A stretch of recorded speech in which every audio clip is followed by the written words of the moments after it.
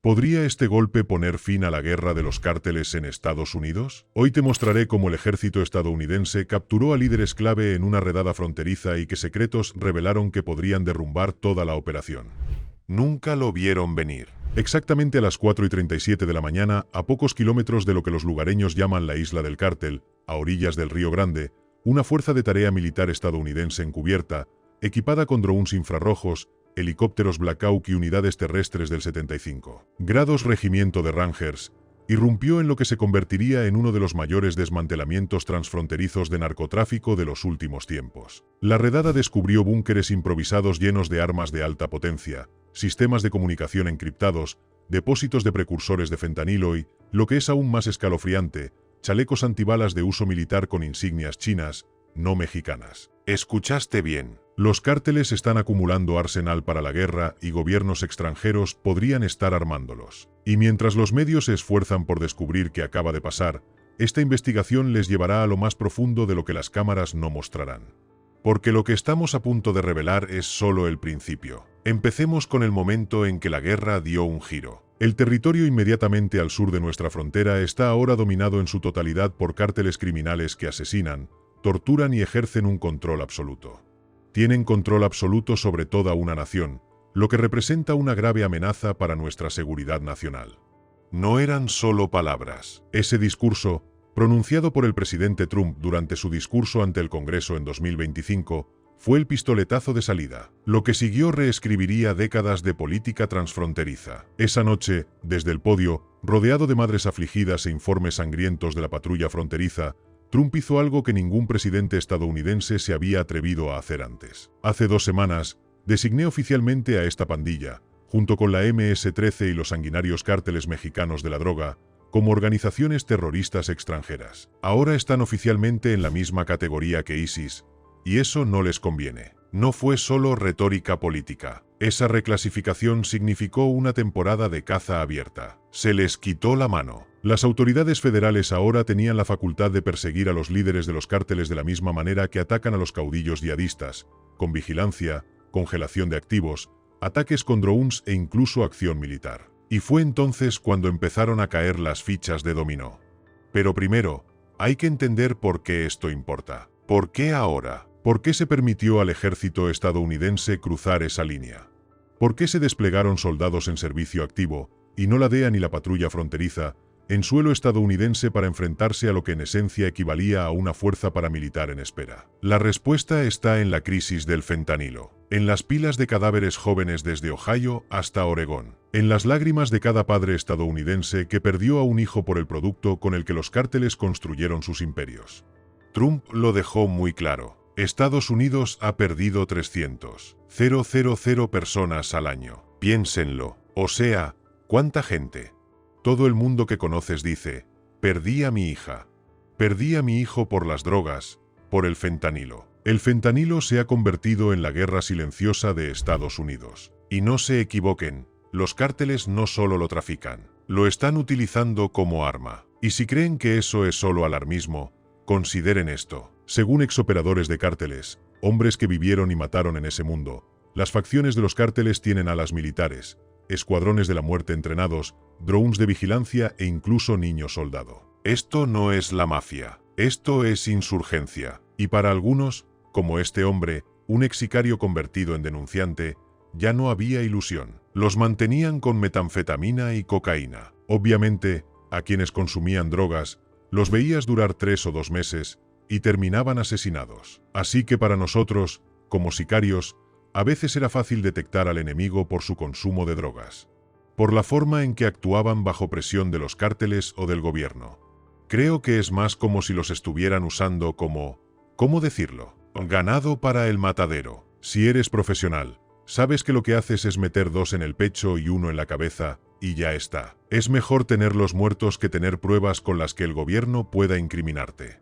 Piénsalo bien. Niños pequeños, muchos secuestrados, drogados hasta la sumisión, y luego utilizados como cebo humano o carne de cañón en las luchas entre cárteles. Adictos convertidos en escudos. Y ahora está sucediendo en la frontera de Estados Unidos. Por eso llamaron a los militares. La inteligencia estadounidense, con la ayuda de teléfonos quemadores descifrados del cártel, rastreó una reunión clave entre el cártel Jalisco Nueva Generación, CJNG, lugartenientes y traficantes de armas extranjeros a pocos kilómetros de la frontera sur.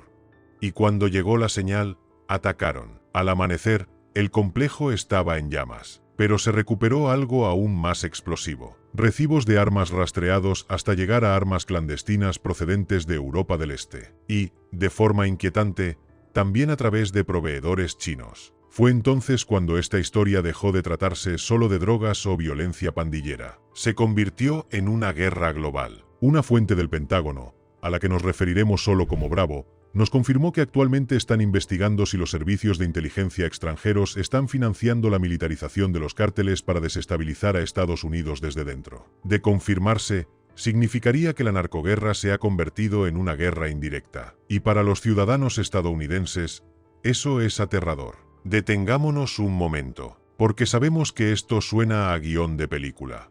Pero todo lo que les hemos mostrado hasta ahora está documentado, es verificable y está respaldado por declaraciones públicas, entrevistas y confesiones. ¿No nos creen? Aquí tienen a Joe Rogan entrevistando a exmiembros de las Fuerzas Especiales estadounidenses sobre la veracidad de esto. Los cárteles tienen hombres, son dueños del terreno, tienen conocimientos técnicos, tienen ametralladoras, tienen todo lo que un ejército tiene, ¿verdad? Y han tenido décadas de entrenamiento esperando esto. Y eso plantea una pregunta peligrosa. Hablemos ahora del derribo. La redada se denominó Operación Colmillo de Cobre. Y aunque el Pentágono no lo ha reconocido oficialmente, múltiples filtraciones de inteligencia militar han pintado un panorama escalofriante de lo que ocurrió justo al sur de Del Río, Texas, donde, según informes, bastiones de los cárteles comenzaron a militarizar y almacenar grandes cantidades de fentanilo táctico destinado a ser desplegado, no contrabandeado. Sí, desplegado, en el sentido de usado. Esto ya no era solo tráfico. Y según fuentes de Inside Ice y la CBP, este alijo era diferente, muy diferente. Incluía sistemas de dispersión listos para aerosol, precursores de fentanilo incrustados en cápsulas de cigarrillos electrónicos, y para su horror, vitaminas infantiles adulteradas y etiquetadas en mandarín. Esto no es contrabando, esto es terrorismo. Pero ¿cómo llegamos aquí? ¿Cómo se volvieron los cárteles tan audaces, tan militarizados? Lo cierto es que llevan años preparándose para este momento. Y nosotros ignoramos las señales. Ignoramos los cuerpos mutilados que colgaban de los pasos elevados mexicanos. Ignoramos los informes de fosas comunes. Hicimos la vista gorda cuando unidades enteras de la policía mexicana fueron aniquiladas de la noche a la mañana. Y ahora lo han traído a nuestra puerta. Retrocedamos, de vuelta a donde empezó. Verán, la evolución de los cárteles no ocurrió de la noche a la mañana. Comenzó hace décadas. Pero un punto de inflexión clave se produjo a principios de la década de 2010, cuando grupos como los Zetas y el CJNG comenzaron a reclutar no solo a traficantes callejeros, sino también a exmilitares, francotiradores entrenados e incluso a operativos desautorizados de las Fuerzas Especiales de México y Centroamérica. Hay que entender que los cárteles tienen dos ramas, la que trafica con drogas y la rama militar. Una vez fui a un local de la familia mexicana. Tenían 5 toneladas de cocaína. También tenían un laboratorio de metanfetamina. Nunca he estado en ese sector del tráfico de drogas ni nada parecido. Porque, obviamente, estás hablando de grandes cantidades de drogas. Era más adicto a la adrenalina de lo que puedo hacer con el rifle, lo que puedo hacer con la pistola. Lo que estás escuchando no es una dramatización de Netflix. Esto lo dice un hombre real que trabajó para el cártel de Sinaloa y la familia mexicana, y detalla cómo los cárteles modernos imitan a las organizaciones militares con su propio código de conducta, rangos, armas y cadenas de suministro. Estos no son criminales. Y mientras Estados Unidos libraba guerras por todo el mundo, los cárteles se apoderaron sigilosamente de provincias mexicanas enteras. Ahora controlan oleoductos, gobiernos locales, prisiones e incluso candidatos políticos. He visto mucha violencia. Y diría que, esta vez, detuvieron a unas 12 o 15 personas. No todos eran enemigos. A veces estás en el peor momento. Y por juntarte con gente inapropiada, te involucras. Y había mujeres y hombres. Yo no participé. Yo estaba. Nuestro grupo acababa de llegar al rancho donde ocurría esto. Obviamente, otro grupo los iba a ejecutar. Pero obviamente lo estaban grabando todo para enviar el mensaje a los rivales. Y se lanzaron con hachas y motosierras. Desmembraron a todos. ¿Por qué harían eso? ¿Cuáles? Básicamente, quieren enviar un mensaje. ¿Y me dices que todavía no los tratamos como terroristas? Seamos realistas. A los cárteles no les importan las fronteras. Y gracias a décadas de inacción política estadounidense, han estado operando dentro de Estados Unidos durante años. Esto es lo que la mayoría de los estadounidenses desconocen. Según una evaluación de amenazas de la DEA de 2019, los cárteles mexicanos mantienen células de distribución de drogas en casi todas las ciudades importantes de Estados Unidos.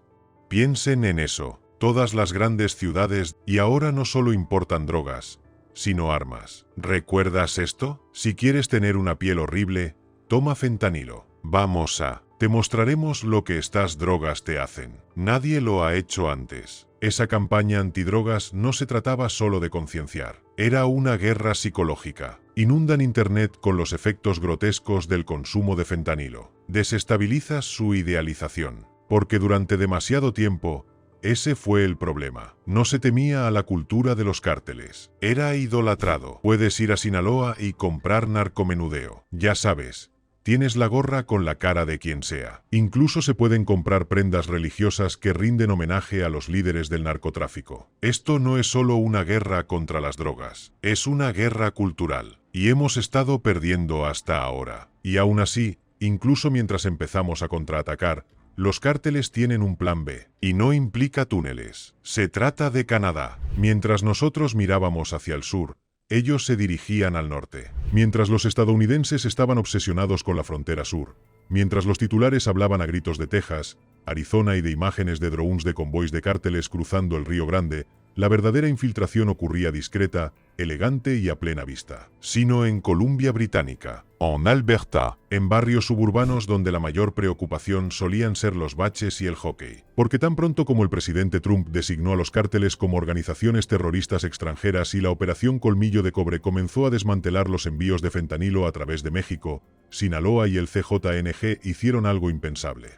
Trasladaron sus operaciones a Canadá, y lo hicieron con tanta precisión, con tanta estrategia, que nadie se dio cuenta, excepto uno. Todo esto está sucediendo ahora en Canadá. Nadie más lo está registrando. Y es tan obvio. Esa es la periodista de investigación Ali Bradley, quien se involucró tanto en las zonas fronterizas mexicanas como en los círculos de pandillas canadienses. ¿Y qué descubrió? Los suburbios canadienses no eran solo laboratorios de vivienda. Se estaban convirtiendo en refugios para los cárteles. Imagínense esto. Una casa unifamiliar de $600,000 en Surrey, Columbia Británica. Niños jugando afuera, barbacoas en el porche trasero. Y adentro, un superlaboratorio de fentanilo, camuflado bajo permisos falsos de climatización. Protegido por bandas locales, con precursores chinos llegando por mar a través del puerto de Vancouver. Prepárense. Menos del 1% de la carga es inspeccionada por las autoridades. Solo el 1% de la carga entrante se inspecciona en el puerto de Vancouver. Reflexionen sobre esto. La mayor puerta de entrada occidental a Canadá. Ahora, la vía rápida del cártel hacia Norteamérica. ¿Y qué lo hace aún más insidioso? No necesitaban visas, porque las visas de turista canadienses para ciudadanos mexicanos son sorprendentemente fáciles de obtener. Y una vez dentro de Canadá, no hay muro en la frontera sur.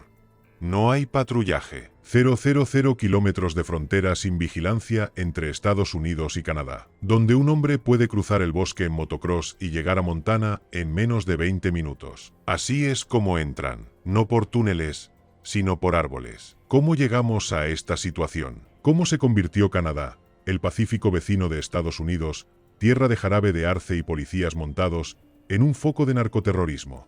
Todo empezó con una grieta en la inmigración. Según informó CTV News, la Real Policía Montada de Canadá, RCMP, ya había estado investigando los crecientes vínculos con los cárteles mexicanos desde 2021. Pero desconocían su alcance. No sabían que los laboratorios ya estaban aquí. Y siempre había explosiones de algún laboratorio de metanfetamina en Abbotsford, o ya sabes, esta es una ciudad más pequeña. Y luego se convirtieron en laboratorios de fentanilo. Eso pasó completamente desapercibido porque tampoco contábamos con las fuerzas del orden canadienses patrullando estas zonas al nivel que patrullarían una gran ciudad como Vancouver o Toronto. Entonces, ¿cómo pasó desapercibido? Porque nadie vigilaba. Las autoridades canadienses nunca se molestaron en clasificar a los cárteles como amenazas a la seguridad nacional. ¿Por qué? Porque creían que la guerra contra las drogas era un asunto estadounidense. Pero aquí está el problema. A los cárteles no les importa la política internacional. Se preocupan por las rutas, el acceso y las ganancias. Y Canadá era perfecto. 2 controles aduaneros mínimos.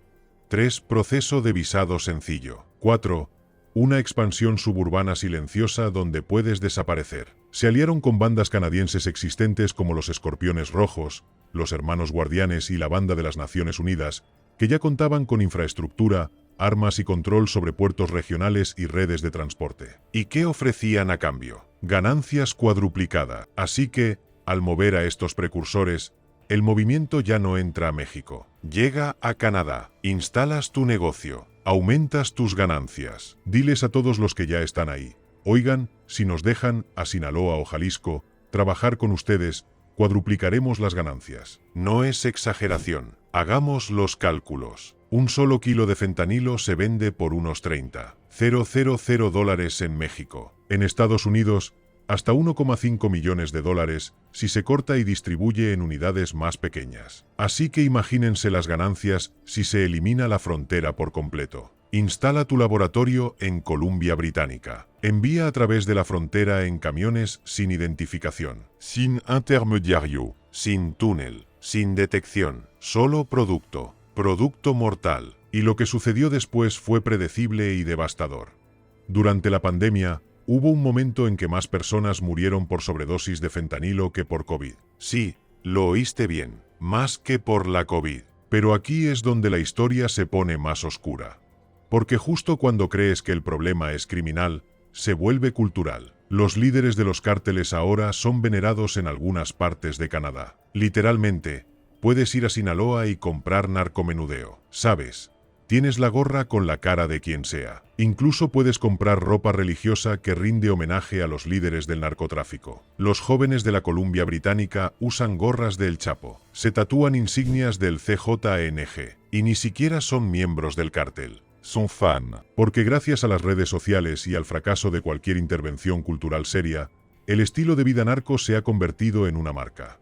TikToks, memes, vídeos musicales, asesinatos, todo vendido con banda sonora. Y mientras las fuerzas del orden luchan por identificar qué laboratorios están vinculados a los cárteles, debido a que los comunicados de prensa canadienses no revelan legalmente las afiliaciones a las pandillas, la red de cárteles no deja de crecer. Canadá no cuenta con un seguimiento consistente de los laboratorios de drogas vinculados a los cárteles. Incluso la policía local admite que les sobran armas, fondos y tecnología.